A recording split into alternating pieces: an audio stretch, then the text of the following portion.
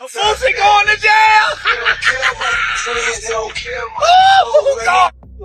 Oh, God is good. I keep telling y'all, street got no God. God do not look after street. Boosie really thought he wasn't going to jail for that pistol. I knew he was going. I just was waiting. Things this case has stopped me from doing, traveling all across the world, making. So I just want to get it over with and, accept my guilty plea. I'm ready to get over with. Anything you want to say to your fans? Just say a prayer for me. I just need prayer. I don't need. Charleston White has done it again. This man never misses a chance to turn someone else's downfall into his personal stage show. The moment news broke that Boozie might be staring down a brutal 10-year federal sentence, Charleston was online cheesing like it was Christmas morning. He went live, grinning ear to ear, running his mouth like he had just hit the jackpot, and bragging that he'd been waiting for this exact moment. He even went so far as to say that it wouldn't bother him one bit if Boozie never walked free again. Like another man, whose pain was his favorite kind of entertainment. Meanwhile, Boozie was showing fans a very different side. He admitted straight up that the fight had drained him dry. Earlier this month, he told the world that he only agreed to the plea deal because the legal battle had beaten him down, not because he was guilty. He confessed that the non-stop grind of going back and forth with the courts had pushed him to the edge. And here's the kicker. This was the same case that had already been thrown out once, but the system came back swinging harder in 2024, determined to pin him down for good. Now, that decision to fold could cost him an entire decade of his life. Charleston White was celebrating you taking the plea deal. I think he even said he hopes you die in jail and stuff like that. Yeah, I heard. The biggest thing right now was that you actually accepted a plea deal for your federal gun case. Yeah. Now, how long have you been fighting this thing from the very, very beginning? I've been fighting for probably 3 years now, probably. 3 years. And while Boozie was posting prayers, leaning on faith, and pouring his heart out about the weight crushing his shoulders, Charleston White was online throwing a digital parade. He mocked the whole thing, saying it was his victory, cracking jokes like Boozie's pain was comedy material, and smiling like he had just cashed in a lottery ticket. The contrast couldn't be more dramatic. One man begging God for strength, the other laughing like a villain in a movie. Let's not forget, Boozie has been no stranger to legal chaos. He's been fighting cases for years. But this one right here? This is the one that finally stuck. The nightmare started when he was caught with a firearm, something he wasn't supposed to have. Period. And anyone who knows the feds knows that's a charge that doesn't just disappear. At first, fans thought the storm had passed when the case was tossed in 2023. People were celebrating, convinced Boozie had finally shaken it off and was about to lock in on music, his family, and just living life. Going to jail! Oh, God! Oh, God is good. I keep telling y'all, street ain't got no God. God do not look after street. Boosie really thought he wasn't going to jail for that pistol. I knew he was going. Boozie's life has been full of close calls. But the feds had other ideas. In 2024, they circled back like a pack of wolves, hitting him with a fresh indictment for the exact same charge, like they were saying, "Nice try, but we're not finished with you yet." That was the turning point. Boozie himself admitted on X, "I thought this case was over and I was gonna get on with my life. But God don't make mistakes and I'm tired of fighting." That was the moment he knew it was game over. Taking that plea wasn't just a legal move. It was the breaking point of a man who had been outrunning pressure for years. The stress, the lawyers, the constant uncertainty. It all collapsed in on him. You could hear it in his voice, see it in his words. Fans flooded the internet with love, support, and prayers, riding with him like they always have. But this time, Boozie sounded different. This wasn't the fiery, trolling, clapback Boozie we've seen for decades. This was a man worn down to the core of his soul. His posts were laced with faith. Yes. Feds picked it up. Now, it was a state case. The feds came, picked it up. They had a ruling in the Supreme Court that went in my favor. And the case got dropped by the judge. The case got dropped. But they carried that haunting tone of quiet heartbreak. The kind that comes when you feel something slipping away, and you know there's nothing you can do to stop it. It was raw. It was real. And for everyone who's followed Boozie since way back, it was clear. This wasn't just another chapter in his legal battles. This was the moment where the fight finally broke him. Boozie's life has always felt like a non-stop balancing act, ducking bullets, both real and metaphorical, from Baton Rouge street wars, endless courtrooms, and even scary health battles that almost took him out.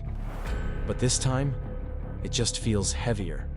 The threat of a decade behind federal bars is a storm you can't just laugh off, and every post from Boozie carried that energy. His words weren't just tweets or captions. They read like desperate pleas to the universe itself, begging for understanding.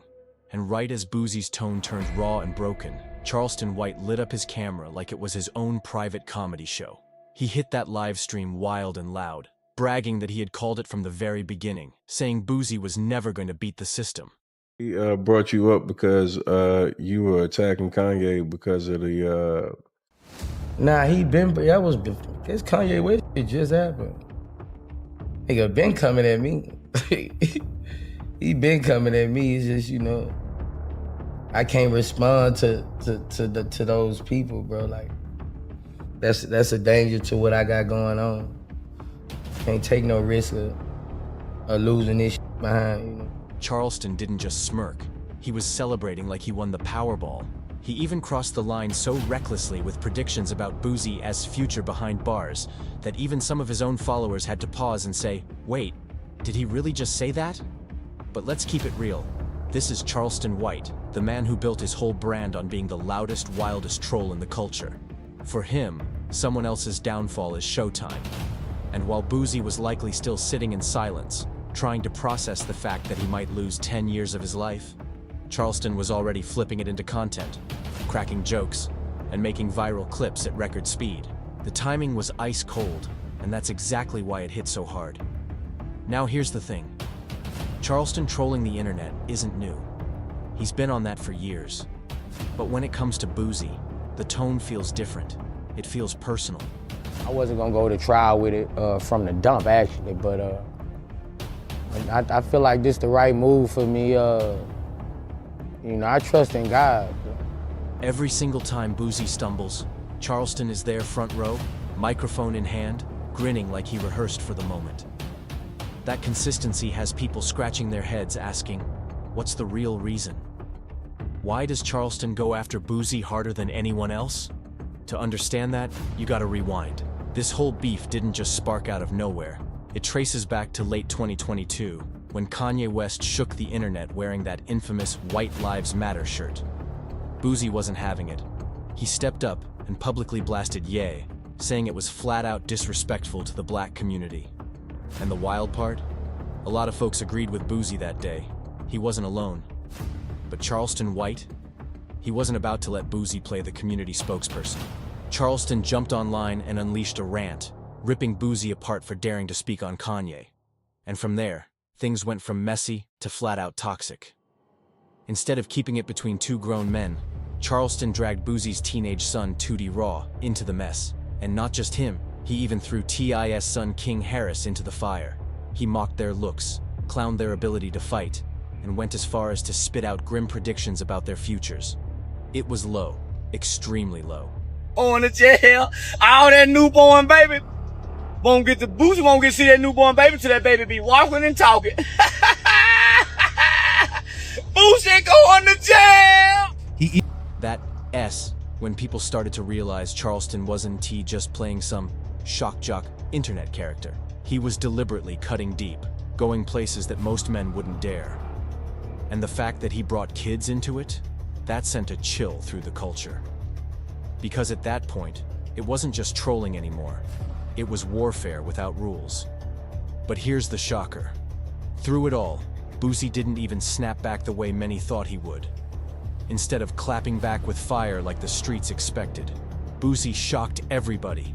He stayed calm and strategic. In his sit-down with Tony the Closer, he explained that one wrong reaction could flip his whole world upside down, especially when Charleston was dragging kids into it. He admitted straight up that the system was already watching his every move, and if he let his temper win, it could cost him dearly. So instead of spazzing out like fans wanted, Boozie played it cool, calculated every word, and made it clear he wasn't scared of Charleston one bit. In jail, waiting for the FBI to send me the right kind of number, because I'm finna make a report on your mother. to the people. You make the man call your name specifically. The promoter specifically said your mother ain't Lil Boosie. He implemented you and implicated you.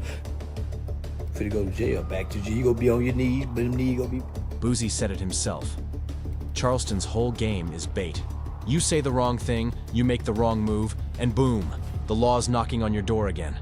That's why Boozie chilled, bit his tongue, and kept it collected on the surface. But anyone paying attention knew that fire was still burning inside him. By early 2023, the tension had leveled up. This wasn't just petty internet jabs anymore. The energy was hostile. Charleston was already clowning T.I. over his so-called paperwork party, doing the absolute most like only he can. But when Boozie's son, Tootie Raw, decided enough was enough and jumped in, that's when it got nasty. Tootie clapped back, calling Charleston old, dusty, messy, and basically telling him to vanish from the culture altogether. And Charleston? He couldn't take it. He hopped on live and said something so sick, so over the line, people literally froze, staring at their phones like, did he just say that out loud? He straight up claimed he hoped Boozie's health would collapse and that he wouldn't get his medication 1 month. That wasn't trolling, that was cruel. And why? Just because a teenager dared to defend his father. That's the kind of foul line Charleston White is willing to cross. Then, before the internet even had time to process the madness, things spun out again. Later that month, Tootie got arrested in a firearms situation. And who couldn't wait to make it about himself? Charleston White. I ain't really got no opinion on him because, my opinion can send me to prison. So I ain't really, I ain't really got no opinion on him, once you go to threaten people's kids, talking about you gotta lie. So, I ain't the one gonna do all that. I ain't gonna do all that, you know what I'm saying? It's just, hey, certain people you can't really express opinions on, and he one of those. You can't express how you feel because you might end up in prison. I ain't getting tricked out. He popped up that same day, taking credit like it was his personal win, bragging as if he orchestrated the whole thing. Charleston didn't stop at laughing. He went on record, proudly boasting that he had called the police on Boozie's son. He claimed he sent photos, dropped anonymous tips, and even hit up the Department of Public Safety like he was some undercover law enforcement agent. He bragged about it like it was a badge of honor, turning what should have been a private family crisis into his biggest clout-chasing moment yet. But it didn't end there. Charleston went further, saying authorities were already watching Tootie because, in his words, Boozie was a repeat offender who used kids to run street business. That was the exact moment the beef stopped being about words and started cutting into people's real lives. And then came the real blow. Less than 3 months later, Boozie himself got picked up again, this time in San Diego, right after he had just walked out of court. And guess who was waiting by his phone like it was a national holiday? Charleston White. He couldn't even hide his excitement. He jumped on Instagram Live, preaching like he was in church, calling it all God's plan. He went full-blown preacher mode, comparing Boozie to Daniel in the lion's den, and claiming prison was part of a higher power's divine lesson for him. Fans didn't know whether to laugh, cry, or just log off. The whole thing was twisted. Some thought Charleston was being sarcastic. Others swore he was dead serious. Either way, it came off as flat-out disrespect, like someone treating Boozie's pain as clickbait and nothing more. Fast forward a few months, and Boozie finally addressed the mess on Vlad TV. He said he didn't want Vlad giving Charleston a platform after the vile things said about his kid. And he made it clear this wasn't just online noise. It felt personal and dangerous. Boozie wasn't acting out of fear. He was acting out of survival. He kept his cool on camera, but you could feel the pressure in every sentence. Charleston White was living rent-free in his head, morphing from a loud troll into a constant shadow. And by early 2024, the whole beef reached a new level. This wasn't only interviews and viral live streams anymore. It started bleeding into real life. Aiden Ross was supposed to host Boozie on stream, which could have been a big look, but Boozie reportedly passed. He didn't want any perceived tie to Charleston. Smart move. Then Aiden spun the situation, claiming he turned Boozie down out of respect for Charleston. And suddenly, the lie spread fast across social feeds. The chatter exploded until DJ Vlad stepped in to shut down the rumor. He publicly checked Aiden, reminding people Charleston had a history of saying outrageous and tasteless things, even joking about things most folks understand you shouldn't joke about. And that needed calling out. That moment proved Charleston's brand had reach. Young streamers and influencers were now using his chaos to score clout and views. But Charleston didn't slow down. In March, he resurfaced with another wild claim. He alleged Boozie had warned promoters not to book shows, and he turned that into a screaming rant about threats and tip-offs to the feds. He even dragged Boozie's health into the smear campaign to sting harder, and then went live swearing he'd get Boozie caught up for real, like he had the FBI on speed dial. No evidence, no receipts, just loud accusations. But he said it loud and long enough for people to start treating rumor like reality. That's the chilling fallout. Boozie admitted he's been getting phone calls from guys already inside the system, people who joke that his bunk is ready like it's some kind of prize. Can you imagine trying to hold life together, already staring down a federal sentence, while men behind bars treat your future like a joke? It's humiliating, and it's targeted psychological warfare. Charleston knows which buttons to press, and he presses them with intent. It's calculated pressure meant to destabilize and to isolate. For Boosie, you done got too much. You done let these niggas play you too, mother. This internet book dumb and it. Say what little Tootie go do now?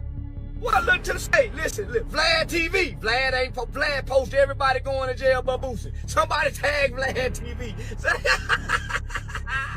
And there's another piece people whisper about. Boozie didn't even want a trial. He took the plea because fighting had become too dangerous, too draining, and too risky for his family and his health. Fans and fellow artists started weighing in too. Some sent love and prayers, others demanded accountability, and a few high-profile names quietly distanced themselves, worried about collateral damage and the long-term fallout. The stakes have shifted far beyond online drama. These are real lives, real reputations, and consequences that won't just vanish after a trending cycle. This isn't entertainment. It's a crisis with real victims. Quick question, and honestly, can you even blame Boozie for locking in that plea? Imagine for just a second if Charleston White had actually pulled up to court. You already know he would have flipped that entire courtroom upside down. He'd be testifying, pointing fingers, cracking jokes on the courthouse steps, and live streaming the chaos like it was a world premiere. 5 minutes later, he'd be on every blog, breaking the internet with interviews about how he saved the day. For a man who thrives on pure chaos, the courtroom would have been his biggest stage yet. And here's the thing. It's not even far-fetched. Charleston has openly admitted that he cooperates with law enforcement and feels no shame about it. He's not pretending to play street. He flat out brags about playing the system. According to reports, way back when he was just 14, Charleston was caught up in a robbery with a group of teens. During that incident, another boy, Antoine Doolittle, allegedly fired a shot that led to the tragic death of a man named Michael Levy. That case haunted Charleston for years, and instead of hiding it, he's turned it into a twisted badge of honor. When it came time to face the judge, Charleston took the stand and testified. And in street culture, especially in today's online era, that move is a permanent stain. Even though he was just a teenager, people never let it go. They still call him out for flipping on his own crew. But Charleston? He's never backed down. He wears it proudly, saying, "I was young. I told the truth. That's not snitching. That's survival." He says it with his chest like it was the smartest move of his life, bragging that it saved him from becoming just another lost statistic. But here's where it really gets messy. Footage from that old juvenile case resurfaced recently, and the internet lit up all over again. The clip showed him speaking his truth, but it also handed his critics fresh ammo. Social feeds dragged him non-stop, calling him a hypocrite for spending years clowning rappers as rats, while openly admitting he testified himself. Street kid. I'm not a criminal. I'm a kid who was raised to tell the truth. When my mama come in and say, "Son, what happened?" "Mama, I didn't do that." I got to pay for a lawyer. I got 2 lawyers, Carl Mallory and Louis Stearns. Louis Stearns became Judge Stearns, Judge Louis Stearns. But nigga, I had 2 paid for lawyers. My mama is a well-to-do mama. I'm just playing, I ain't playing. I'm an adolescent going through an adolescent stage of rebellion. ain't no street. Hell yeah, I'm gonna tell on you. I've been telling since I was a little bitty boy. The contradictions had everyone in disbelief. You can't spend your days calling out street rappers, then turn around and boast about doing the very same thing. So how did Charleston respond to the backlash? By doubling down, of course. He told his followers point blank, he's never lived by a street code and never pretended to. He said he doesn't care who's mad, doesn't care who calls him out, period. But here's the twist. While he owns his own testimony, he still labels rappers rats, like it's the ultimate insult. That's the contradiction that's got the culture scratching its head. The man is both the accuser and the confessed at the same time. And when you stack that timeline up against Boozie's situation, the picture gets clear. The last thing Boozie wanted was to gamble with a trial where Charleston White could crash the party and turn it into his personal circus. Imagine risking 10 years of your life, knowing Charleston might walk in the door, waving receipts, turning the courtroom into content, and mocking you in real time. That's not just a risk. That's a nightmare. So when Boozie signed that plea deal, it wasn't about weakness. It was about survival in a game where the rules get twisted every single day. We're talking about the same Charleston White who brags online about dialing 911, tipping off the feds, and proudly admitting he testified as a teenager. So imagine if Charleston even sniffed an opportunity to step into that courtroom. You already know he'd be there suited up, loud as ever, and turning the whole thing into a one-man show. Picture it, Charleston pointing across the room like it's a stage, cracking wild jokes mid-testimony, then running outside to go live on Instagram saying, "Yep, I helped put Boozie away." That's not fantasy. That's exactly the type of move Charleston lives for, and that's why he's celebrating so hard right now. To him, this isn't just another rapper caught up in the system. This is personal. It's karma circling back exactly the way he predicted. Every time he mocked Boozie, every time he dragged Tootie, every wild rant, every viral live, it was all part of a bigger narrative in Charleston's mind. And now he feels like it's finally coming full circle. When you trace this beef back to 2022, to that first jab after the Kanye controversy, the pattern is clear. Charleston's shade wasn't random. His trolling had a target. And now that target is standing face to face with the possibility of a decade behind bars.